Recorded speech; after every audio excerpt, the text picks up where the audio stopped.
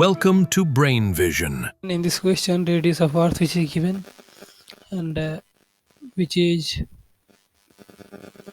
equals to 6370 kilometer. And now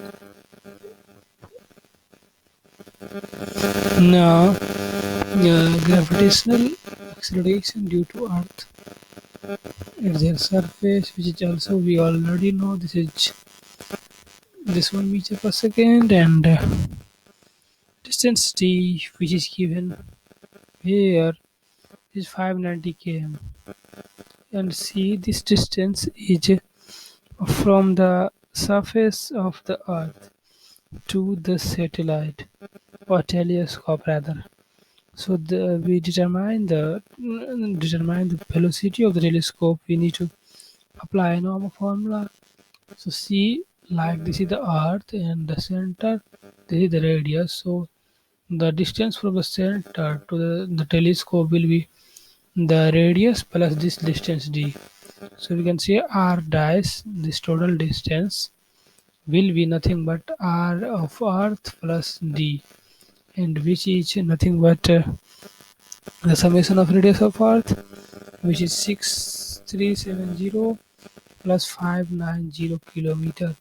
This will come out to be 0, 16 and 538 and 19, and this is 6 kilometer. Yeah, and now we will apply the formula that we already know, that an is nothing but g r square upon r dash square, which also equals to v square upon r dash. So here see, this one r dash and one square get cancelled. So basically v become nothing but root over gr square upon r dash. So now we are putting the value to calculate the v.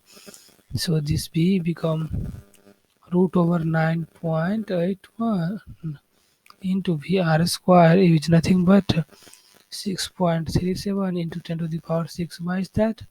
Because we have terminated in this one into meter, and this will also, we can write it as a meter, like 6.96 into 10 to the power how much this is 3 and 10 to the power 6 meter. So again we will write that one as well. So 6.96 into 10 to the power 6.